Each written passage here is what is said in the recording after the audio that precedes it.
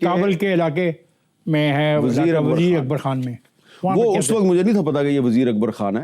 نہیں آپ نے لکھا ہے نا تو تبھی تو ہم نے آپ کی کتاب سے لی ہے. اچھا ہمیں تو نقشے پہ آج بھی دکھا دو تو سمجھ نہیں آئے گی. نہیں وہ اس جب بھی گئے ہو آنکھوں پہ پٹی باندھی تھی بغیر پٹی باندھے گئے ہو؟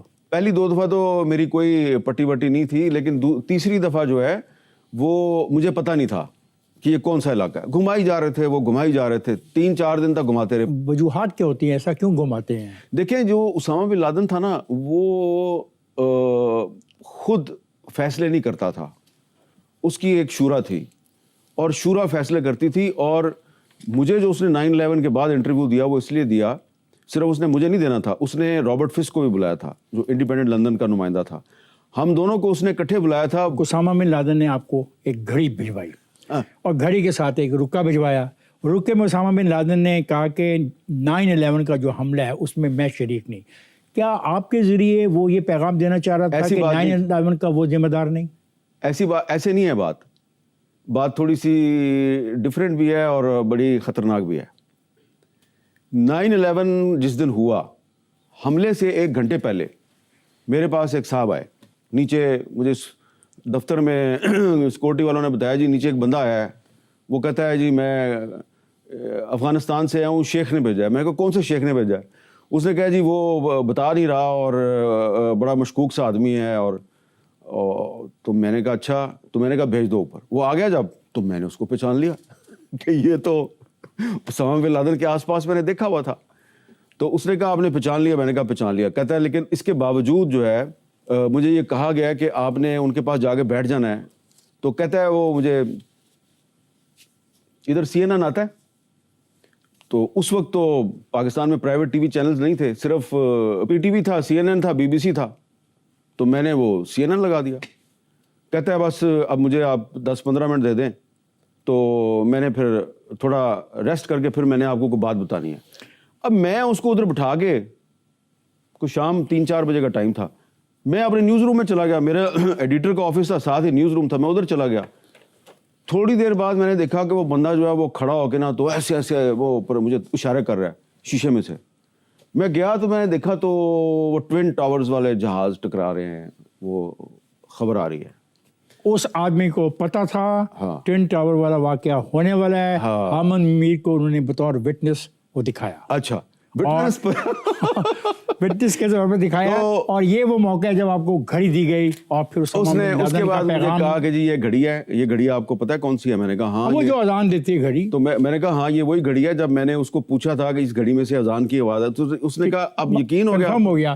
اب اس نے مجھے رکا دیا. اس میں کیا لکھا؟ اس میں لکھا تھا میں حملہ آوروں کو خراج تحسین پیش کرتا ہوں لیکن اس حملے میں میرا کوئی ہاتھ. ہاں تو اب اس نے یہ حملہ تھا نا جو یہ طالبان کی مرضی کے خلاف کیا تھا. طالبان کو نہیں تھا پتا. کس کو صفائی پیش کر رہے تھے؟ Osama bin Laden. Mullah Omar کو. آگے چلتے. اسامہ بن لادن کی جو گھڑی آپ کے پاس تھی, کینیڈا کا ایک میوزیم ہے, اس نے آپ کو آفر کی. آفر کتنی تھی اور آپ نے گھڑی کہاں رکھی ہوئی آج کل؟ وہ گھڑی میرے پاس ہی ہے, میں نے ان کو وہ نہیں دی. اس لیے آفر کیا تھی؟ آفر بہت زیادہ تھی اور وہ اتنی زیادہ تھی کہ میں نے کہا یار یہ کتنے ڈالر تھے؟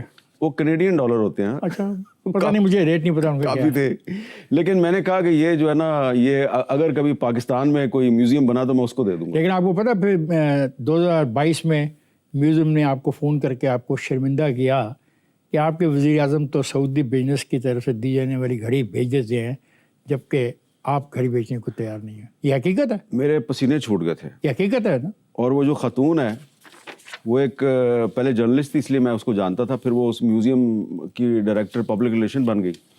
اور جب اس نے مجھے یہ کہا کہ آپ کے وزیر اعظم نے گھڑی بیچ دی, تحفے میں ملی ہوئی گھڑی بیچ دی. ہمیں یہ 2001 کا جو انٹرویو ہے کوئی اخبار چھاپنے کو تیار نہیں تھا, تو کیسے آپ نے کنونس کیا ڈان کو؟ ہاں یہ بڑا اچھا سوال کیا آپ نے. اب حمید ہارون صاحب تو بھی زندہ ہے, ٹھیک ہے نا, وہ آپ کو بتائیں گے. نہیں پہلے ان کو علم کیسے ہوا, پھر آپ نے کنونس ان کو کیسے کیا, نہیں اور کتنے پہ سودا طے ہوا؟ ایک دن فراز زیدی صاحب جو ہے انہوں نے مجھے بلایا, وہ کہتے ہیں یار ایک دن اب اس وقوع ہو گیا ہے, اس وقوع نہیں اس وقوع ابھی وقوع نہیں ہوا, ابھی وقوع نہیں ہوا, ابھی انٹرویو نہیں ہوا. اچھا. وہ مجھے کہہ رہے ہیں کہ یہ 9/11 سے تقریباً 1-1.5 مہینے کے بعد کی بات ہے. میں وہی کہہ رہا ہوں. فرحاد زیدی صاحب کہتے ہیں اگر ہمارا اخبار نہیں چھاپتا تو کوئی اور اخبار تو چھاپے گا. میں نے کہا اس کا مطلب ہے مجھے یہ کام کر دینا چاہیے. وہ آپ کو پتا ہے بڑے سینئر جرنلسٹ تھے. آپ نے کام کر دیا؟ نہیں. تو اس کے بعد حمید ہارون صاحب اسلام آباد میں مجھے مل گئے. حمید ہارون صاحب نے مجھے لیکچر دیا کہ اس طرح کے زندگی میں موقع بڑے کم آتے ہیں, تم یہ انٹرویو کرو. تو میں نے کہا اچھا میں کرتا ہوں. ہم چھاپیں گے. انہوں نے مجھے کہا کہ ہم چھاپیں گے. گڈ, چلیں. اچھا, لیس ڈوسیٹ نے کہا کہ میں تمہیں بی بی سی کا کیمرہ مین دیتی ہوں, تم لے جاؤ اور بی بی سی جو ہے وہ بھی کرے گی. تو اب جناب میں ایڈیٹر ہوں روزنامہ و صاف کا, انٹرویو کرنے میں نکلا ہوں ڈان اخبار کے لیے, اور بی بی سی جو ہے وہ بھی اس میں امیدوار ہے انٹرویو کی. جب میں ویزا لگوا کے بارڈر پہ پہنچا تورخم پہ, تو وہاں پہ جو وہ لوگ کھڑے تھے انہوں نے, وہ گورا تھا بیچارہ, اس کو ان کا یہ تو نہیں جا سکتا. حامد میر ہی جائے گا. مجھے یہی ہمارا نمائندہ. آپ کیا کرنے جا رہے ہیں ادھر؟ میں نے کہا جی وہ جلال آباد میں نا ایک مسجد پہ بمباری کی امریکیوں نے, میں وہ کور کرنے جا رہا ہوں. اس نے ٹھپا لگایا اور مجھے کہتا ہے مجھے سب پتا تم کیا کرنے جا رہے ہو. اچھا, اس کو پتا تھا, لیکن آپ کے جو یونیورسٹی کے استاد ہیں ڈاکٹر مہدی حسن, وہ تسلیم ہی نہیں کرتے کہ آپ نے کبھی اسامہ بن لادن کا کوئی انٹرویو کیا. ایسا کیوں ہے؟ بس یہ مہدی حسن صاحب کا اپنا مسئلہ تھا. 16 اپریل 1994 جنگ اخبار کے سیاسی ایڈیشن میں آصف علی زرداری کے بارے میں مضمون شائع ہونے پہ بقول آپ کو نوکری سے فارغ کر دیا گیا. اس پولیٹیکل صفحے کے انچارج کون تھے؟ کیا وہ صفحہ ان سے لے لیا گیا؟ اور آپ کتنے دن کے بعد نوکری پہ واپس آئے؟ وہ جو آصف زرداری کے بارے میں نے آرٹیکل لکھا تھا, وہ آرٹیکل جس بندے نے چھاپا تھا وہ میرے سامنے بیٹھا ہے. اس کا نام ہے افتخار احمد, اور وہ سیاسی ایڈیشن کے انچارج تھے. افتخار صاحب جو ہیں وہ مجھ سے لکھواتے تھے, سیاسی کالم لکھواتے تھے. میں نے ریسنٹلی محترمہ بے نظیر بھٹو کی کوئی گفتگو سنی تھی سوئٹزرلینڈ سے پاکستان واپس آتے ہوئے, جہاز میں ان کے ساتھ تھا. میں نے واپس آ کے تھوڑا انویسٹیگیٹ کیا, مجھے تھوڑے ثبوت مل گئے, اور میں نے لکھا جی کہ ثبوت مل گئے یا ثبوت آپ کو دیے گئے؟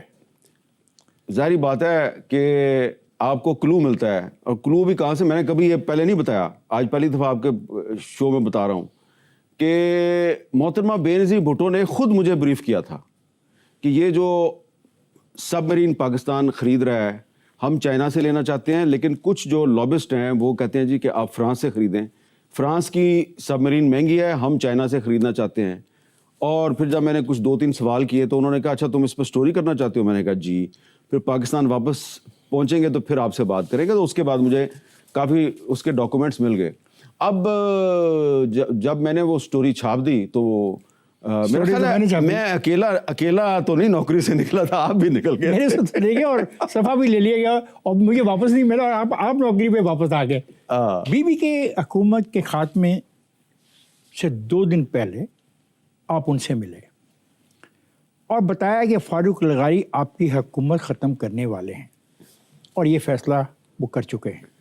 نہ صرف یہ بلکہ آپ نے یہ بھی کہا کہ اگلے وزیر اعظم معراج خالد ہوں گے. آپ کو یہ سب معلومات ایجنسیاں کائے کو فراہم کرتی ہیں؟ ایجنسیاں یہ ہوا کہ میں اڈیالہ جیل میں شہباز شریف صاحب کو ملنے چلا گیا. شہباز شریف صاحب ان دنوں بند تھے. تو مجھے جناب فاروق لغاری صاحب نے بلایا, میری ان سے سلام دعا تھی, بلکہ اچھے تعلقات تھے. میرے ساتھ محمد مالک صاحب بھی تھے پہلی میٹنگ میں. تو انہوں نے مجھ سے پوچھا کہ یار کیسی میٹنگ رہی تمہاری شہباز شریف سے؟ اب میں پریشان ہو گیا, اس لیے کہ میں نے وہ میٹنگ حامد میر بن کے نہیں کی تھی.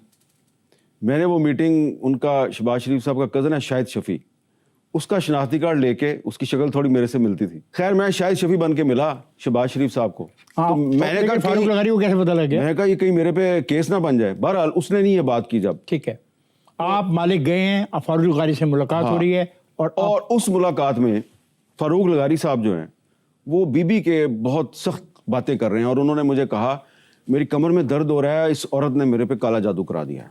میں کہا کون سی عورت؟ انہوں نے کہا یہ بے نظیر بھٹو. اب میں تو کنونس ہو گیا لے بھی کم خراب ہے. ٹھیک ہے, تو जब वो मीटिंग खत्म हो गई, और आपने बेनजीर को कहा कि नहीं आप ऐसे पर नहीं, ये इल्जाम लग रहा है? ऐसे नहीं। उनके जो डीजीपीआर थे प्रेसिडेंट साहब के, कसवर सईद मिर्जा साहब, जो कि पीपल्स पार्टी के एक पुराने कारकुन थे, उनके साथ मेरी बड़ी दोस्ती थी। मैं मीटिंग करके निकला, मैं उसके पास चला गया कसवर सईद मिर्जा के दफ्तर में। मैंने कहा कि मैंने दोबारा मीटिंग करनी है प्रेसिडेंट से। कहता है क्यों? मैं कहा प्रेसिडेंट ने फैसला कर लिया है बेनजीर भुट्टो की हुकूमत को बरतरफ करने का। नहीं अहमद, आप कैसे इस नतीजे पहुंचे? भाई अब ये एक सहाफी का तरीकाकार है ना कि वो प्रेसिडेंट ऑफ पाकिस्तान के डीजीपीआर के सामने बैठ के एक स्टेटमेंट दे रहा है, जो कि सीखा आपसे सीखा ना। तो मैंने उसके सामने एक स्टेटमेंट दे दी कि सदर ने फैसला कर लिया है बेनजीर भुट्टो को बरतरफ करने का, मेरी मीटिंग कराओ। उसके हाथ पांव फूल के वो भागा भागा ऊपर गया। थोड़ी देर उसने मुझे बिठाया, मैं फिर जनाब लगारी साहब, मैंने कहा सर मुझे पूरी बात बताएं, आपने तो उसकी हुकूमत को बरतरफ कर देना है। वो गुस्से में है, वो कहता है ये अगर बेनजीर प्राइम मिनिस्टर रहेगी तो मुल्क तबाह हो जाएगा, ये हो जाएगा, वो हो जाएगा, मैं अकाउंटेबिलिटी करूंगा, ये करूंगा, मैं वो करूंगा। तो मैंने कहा जी अकाउंटेबिलिटी करेंगे तो फिर क्या कोई फौजी जर्नैल? लेकिन नहीं, I am a Democrat, Miraj Khalid is the best person. तो माय सोर्स वाज फारूक लगारी।